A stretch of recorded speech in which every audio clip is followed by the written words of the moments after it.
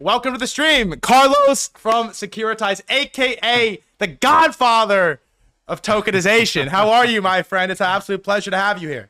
Yeah, it's a pleasure to be here. I was just replying to your announcement that this is going to be the most fun interview of the entire 2025. Dude, I'm excited. I know you have 30 minutes, so we'll get right into it. But some context of me and what I do is we're a crypto stream. We basically focus everything on the markets, what's happening in crypto, niche, on chain, and then some of the more macro flows stuff. And obviously, it's a little bit of a grim time in the crypto market, December 15th, 2025, in our niche little bubble. But if you take a step back and you look outside, seemingly everybody on the institution side has never been more excited about what's happening in crypto. And the one word that gets thrown around nonstop is we are going to tokenize the world. And Carlos, I'm going to be honest, as someone who spent my whole life in crypto, I don't even really think that many people know what that means when we say tokenize everything. And they definitely don't know what it means for our bags.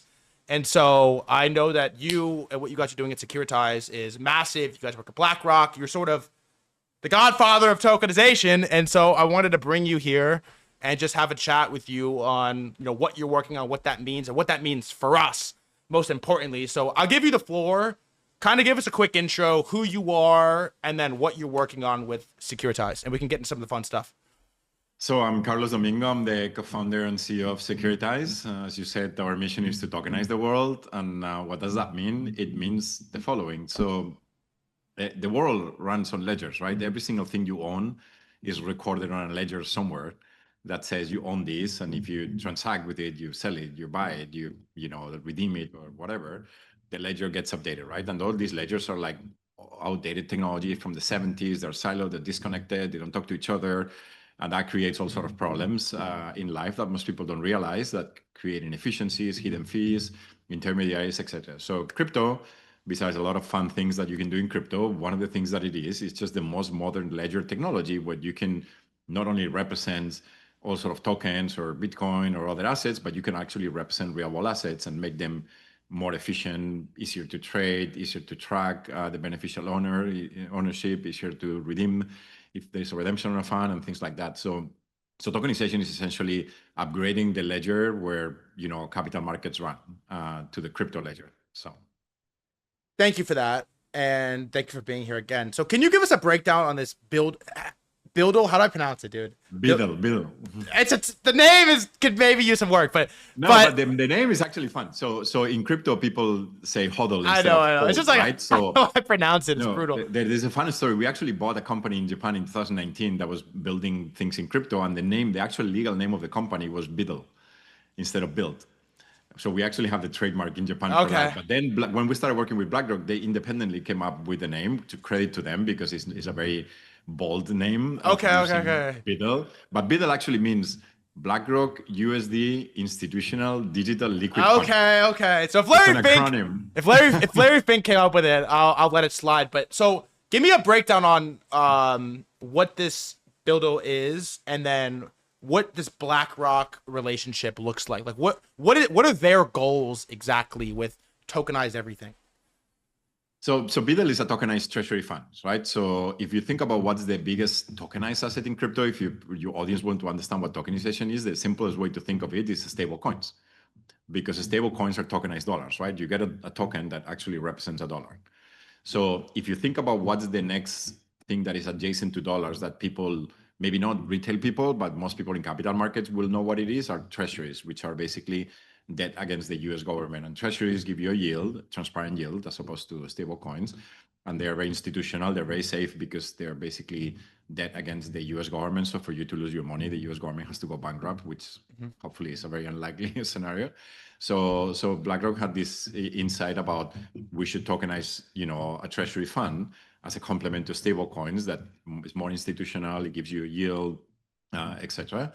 So that's what BUIDL is. It's a liquid asset. It's a liquid fund that contains treasuries that gives you a yield that tracks the interest rates in the market, and that is tokenized and is fully, it transacts pretty much like stable coins and crypto, moves peer-to-peer, can be used as collateral, and you can do a lot of the things you do with stable coins. And so why do we need these treasury funds to be tokenized? Like, why does BlackRock want this to happen? Well, so if as I was mentioning, in capital markets, people don't hold dollars, right? They hold treasuries. Because if you hold dollars, you're not getting any interest out of it, or you get very low interest. Uh-huh. If you hold treasuries, you get interest now is like close to 4% after the last Uh-huh. rate cuts. Yeah, yeah. So most people will hold treasuries for, managing their reserves or for being able to post collateral for derivatives trading, etc. And that didn't exist in crypto because there was no tokenized treasury products at scale. So that was the view that BlackRock had. That is, this is a way to kind of expand their business into the crypto economy, providing something very useful that didn't exist before at that scale. So, Hey, can you explain who is having their assets tokenized specifically? Like people that are having their money managed by BlackRock. Like who is able to actually trade the tokenized versions of these things? Where do they live? Where do they exist? Are they on a chain? Like how does it practically work? I mean, they're issue on all the major blockchains. So Uh-huh. Ethereum is the largest one today, but obviously Solana, Avalanche, Polygon, Arbitrum, and many others. So these are just normal tokens issued on a blockchain. If it's Okay. an EVM chain, it's an ERC20 token like any other token. They just are permission tokens because they represent security. So the wallets are whitelisted to make sure when Yeah, the yeah. token moves around, you know who the holder is. These are securities, so obviously they are subject to regulations. Today is mainly institutions, crypto institutions, foundations, protocols, trading firms, credit funds, etc., that are transacting with these assets. But I think that soon, hopefully 2026, we're going to see a lot more like retail friendly products that retail people can also consume in crypto alongside the other crypto assets that they're trading today. And so what do those retail friendly products look like? Like how is that going to work? And For where are instance, go ahead, go ahead. a version of a tokenized treasury product that retail people can purchase, which a lot of retail people, they're looking for yield on chain, right? And they will go and buy, stable coins or participate in DeFi to earn yield. This is a very safe way for earning yield, just basically by holding the asset that gives you the safest, yield possible, which is the US Treasury yield. We are looking at tokenizing public equities, which can live on chain and be more efficient than trading on traditional exchanges. We're looking at tokenizing, some of the interesting funds that retail people can buy to get exposure on private securities, etc. So it's more of a regulatory thing today. Retail products need to go through like a more strict regulatory process. So How far in this tokenize everything, tokenize all of finance term that gets thrown around, how far into it are we right now? we're very, very, very, very early.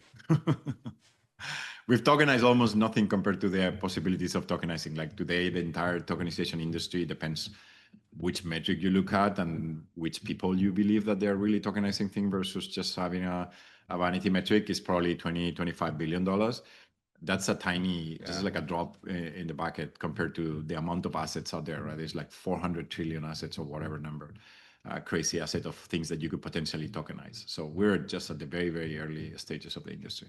And so if we get there, 400 trillion dollars worth of assets, is this all just gonna live on like Ethereum? Like where do these flows go, right? And I think another thing we look at all the time is we're super curious about stablecoin flows. And there's this 10 trillion, I think Scott Besson has this like $10 trillion stablecoin target number that's been thrown around, and we're like not even close to that. Like where are all these flows gonna live? Where's all these assets gonna live? Is just Ethereum is the beneficiary? Not necessarily, right? I think we live in a multi-chain world, and I do not believe that we'll have a single chain. Obviously, Ethereum is the dominant chain, but obviously you have Solana, which is very prominent as well, and you have other L1s like Avalanche. You have some more emerging ones like Aptos and others.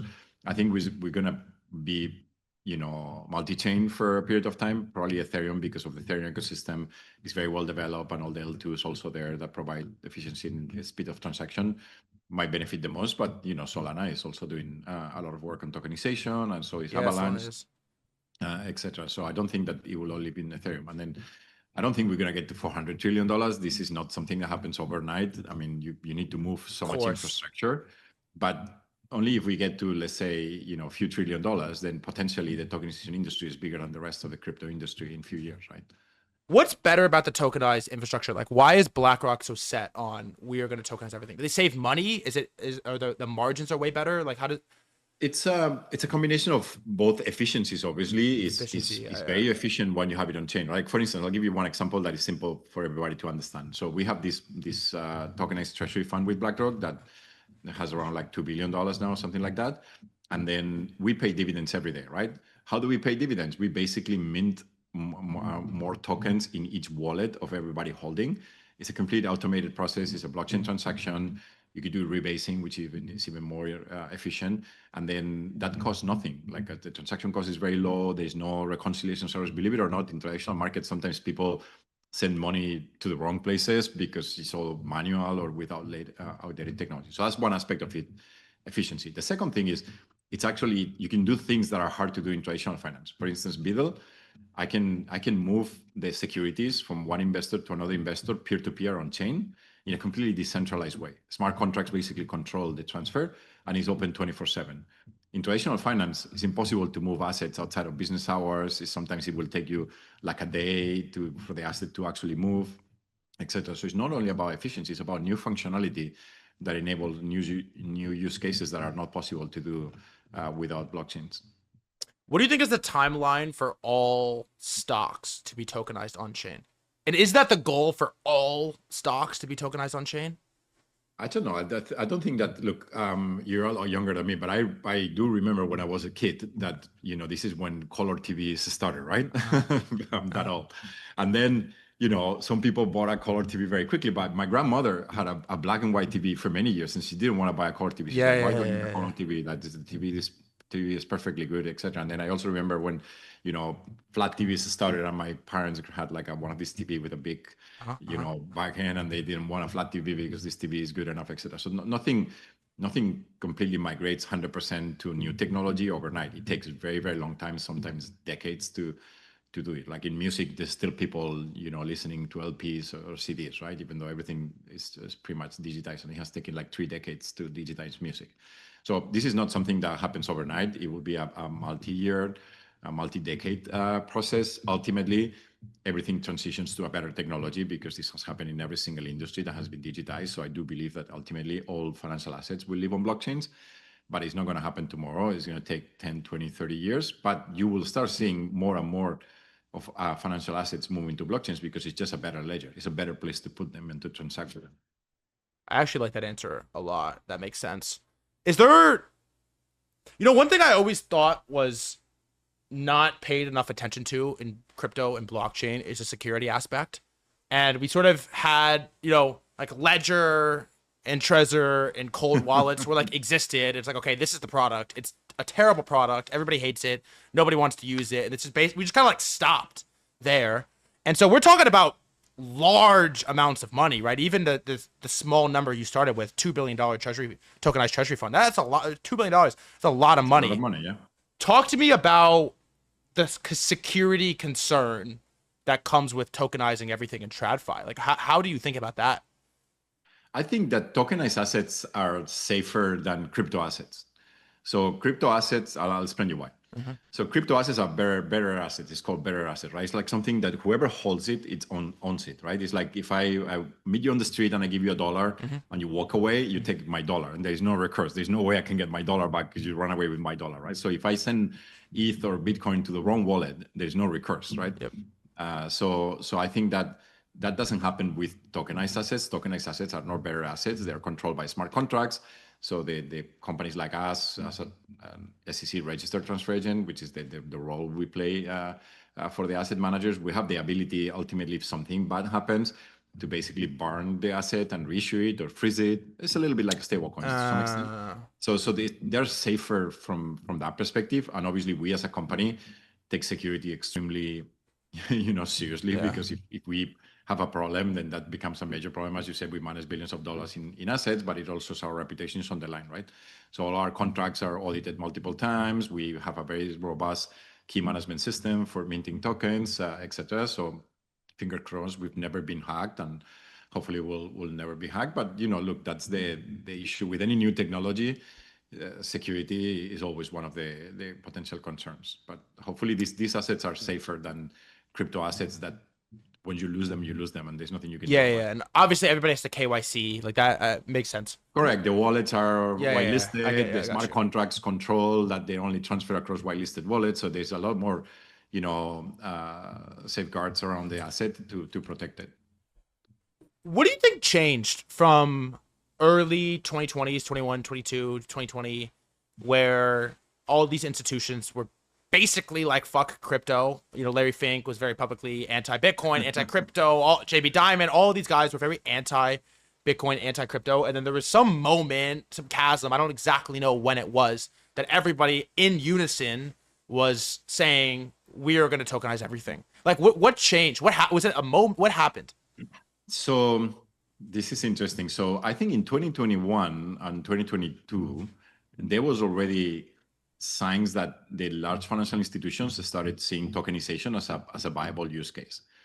And then crypto being crypto completely derailed everything, because then we have the main debacle of, BlockFi and FTX and Celsius and Yeah. Arrow Capital and Terra Luna. And then people thought like, wow, my God, this is a disaster. Like, I don't want to touch this. There's too much risk, too much reputational concern, etc. And then crypto somehow survived, and the technology improved, and the use cases got better. And then the large financial institutions, they realized that there is kind of like two sides of crypto, right? Is the crypto casino that people just, speculate with assets, and that maybe has a lot of like potential risk. And then there is the other aspect of crypto as if you want the new internet of value, which is like a public infrastructure that is there, that is extremely, suitable for certain use cases like tokenization.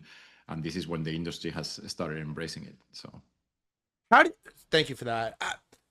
Like most people that watch this stream and most of what we do is the on-chain side of crypto. And so like, yeah, we're trading the majors. We look at stocks a little bit right now, but we're mostly trading like Solana on-chain, ETH on-chain. I'm curious if you've thought about like, okay, the market cap of Bitcoin is like what, 1.8, $2 trillion, something like this. $2 trillion. The number of all assets I think you threw out was like 400 trillion. So if we even got to a couple, 3 trillion, 4 trillion, 5 trillion, I mean, we could essentially like double the crypto market cap in like TVL of tokenized equities, tokenized TradFi assets. Do you think the current crypto systems are going to catch any flows from TradFi coming on to on-chain rails, or is it its own walled garden? Like, do those flows pour over into what's happening on like the ground up crypto ecosystems? I think there is a bit of a battle here these days of the people that want to use tokenization within the same market structure, let's say in NASDAQ and DTC, that they want to tokenize to keep things where they are, but maybe with a better ledger, which I don't think I don't think that that's the right approach. And I'll give you an example of why I think this is wrong. And then people like us and other companies, that what we want to do is to free the assets from the existing market structure to put them in crypto for crypto lending protocols, for crypto on-chain dexes, etc., to be able to trade these assets in a different way. I'll give you an example. I used to work in telecommunications, right? Okay. And then at that time, people used to message each other with SMS. SMS was how everybody will send a message to each other, right? And then things like WhatsApp came. And WhatsApp was completely outside of the network infrastructure for the telcos, right? Like SMS is a telco protocol that only works across telco networks. And WhatsApp was, an internet protocol that you could do anything with it. It's completely decoupled from the telcos. And then the answer of the telcos was to build like a better version of SMS, thinking that this is what people were going to do for improving their messaging. And then what happened is what took off, it was WhatsApp, because WhatsApp enabled more use cases, completely free from the legacy infrastructure, etc. So I do believe that tokenization ultimately, what Nasdaq and DTC and all these companies are trying to do is to build a better SMS. And we're trying to build the WhatsApp of the tokenization and put it in different rails, do new things, let people innovate with it, come up with new use cases, new forms of trading, etc. And I think that's where the interesting things will happen. So to answer your question, yes, crypto people will trade, tokenized equities and tokenized ETFs alongside Solana and ETH and be on chain. Well, so if the latter wins, the WhatsApp example, that's extremely beneficial to, crypto natives, right? Because you get 100% DeFi spillover, you get all the integrations with DeFi and what everybody can do on chain and crypto. If the former wins, I think this is sort of the crypto black pill a lot of people have felt this year, which is like there's a very real scenario in which crypto and blockchain just built a superior system than what exists in traditional Rails. And they basically open sourced it. The institutions come in after crypto's already won and said, wow, this technology you built here is awesome. We're going to take it. We're Stripe. We're going to build our own L1 on our own walled garden, and you're not going to catch any of the floats. And I think a lot of crypto people that had never really considered that, 2025 and 2024, post ETF, I would say, have been the year where people are like, whoa, that's a very real outcome, and we have to sort of fight for the WhatsApp example rather than the SMS example. Look, when I'll give you another example that is easy to understand. When internet started as a protocol, you know, the IP protocol to be able to communicate over the internet, the same thing happened. So it was just Yahoo and all these people and the open internet. And then there was American Online and MSN that built these closed networks leveraging the same technology. And even in companies, they used to have these intranets that were like closed internet, mini internets only for people in your company, etc. And guess what? Nobody remembered those things. Those things didn't take off. Why? Because open innovation always trumps closed innovation. So all these closed ecosystems ultimately will never get the same amount of innovative products that an open, completely open, innovation system like public blockchains that are completely permissionless, etc., where anybody can actually build things.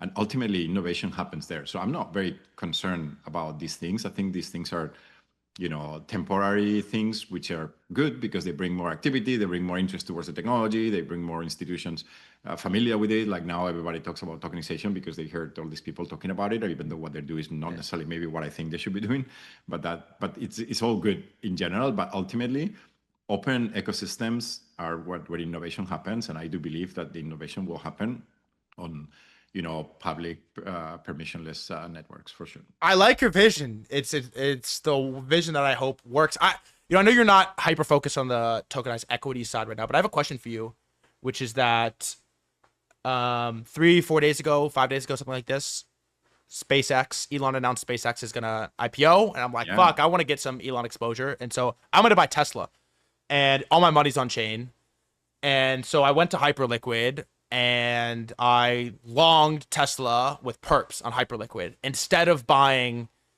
tokenized stocks. And I know we're like really early in the tokenized stocks lifespan, but it very much feels like this junior product that's kind of gimmicky, nobody's really using. And my question for you is, what does that tokenized stocks vision look like? And why wouldn't perps just win? Like, why wouldn't all the flows just go to Hyperliquid, to Lighter, to these perp platforms? Is it one versus the other? Is it both? Like, how do you think about tokenized stocks versus perps?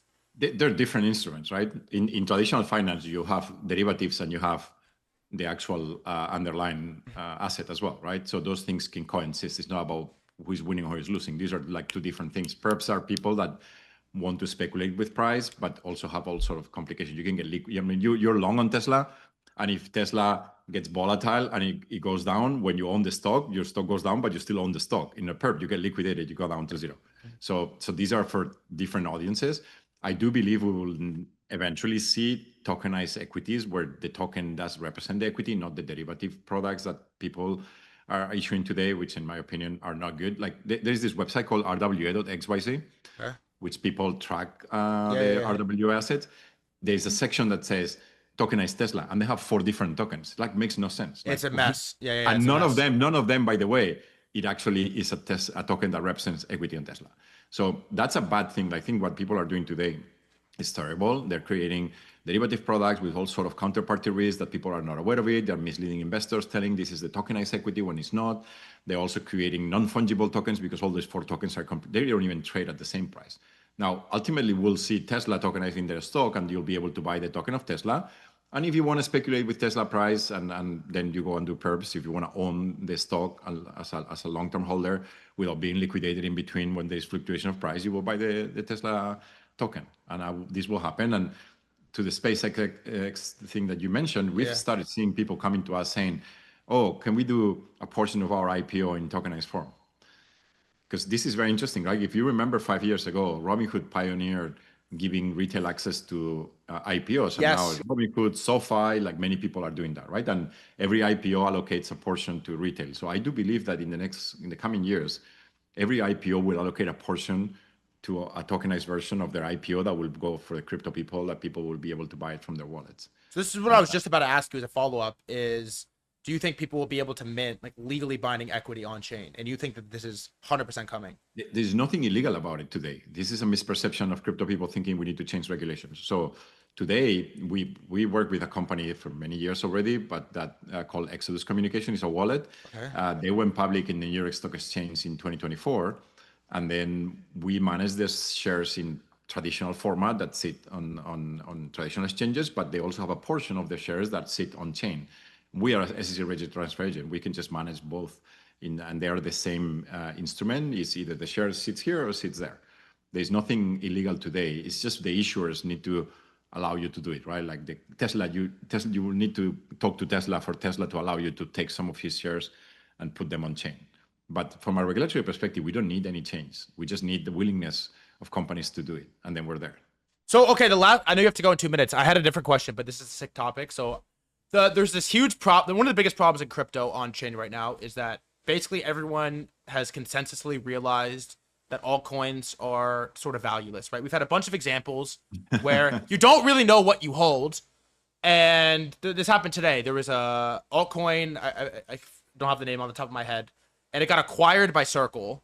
And Circle was like, they didn't buy the token. We right? just want the IP. Fuck the token. Token holders get fucked over. This has happened like the token went down like 15%. I was surprised. Why it didn't go down to zero? Because now the token is worthless. There's probably a short opportunity there. But we basically have this problem where everybody wants equity. No one really knows what these tokens are. Hyperliquid and Pump Fund have substituted it by doing buybacks. And so it's like pseudo equity. But do we get to a place where all of these altcoins are just basically become traditional equity on chain? Like, is that the final vision for what on-chain crypto should be? Look, I think this is going to be a unpopular comment in crypto, but many of these altcoins are proxies for equity without being equity. Yeah. And without having the protection of actually owning equity in the company that you will have by owning real equity. I think that people in crypto have played this arbitrage of, instead of selling equity in the company, which is regulated and has all sort of friction, admittedly, then I'll just issue a token that sometimes is not even necessary. Like one of my investors referred to those tokens as a friction token because it's just there to add friction just because the company uses it as a fundraising mechanism and to be able to trade it in crypto exchanges, which are unregulated as well. So ultimately, I think if companies could actually tokenize their equity and that equity becomes liquid, which obviously is more complicated than the altcoins, then why not do that? Like, as you said, in the case of this company that Circle acquired, the equity holders are making money. The token holders are going to go down to zero. So, it's friction. I like it. Carlos, I'm a fan, man. I appreciate you coming on, blessing us with some knowledge. Thanks for inviting me. This was a lot of fun. I'm excited. Yeah, we'll bring you back on when everything's live. We'll bring you back on. But right. we're rooting for you, man. I appreciate you, Carlos. Have a good one, dude. Thank you. Peace. Bye-bye.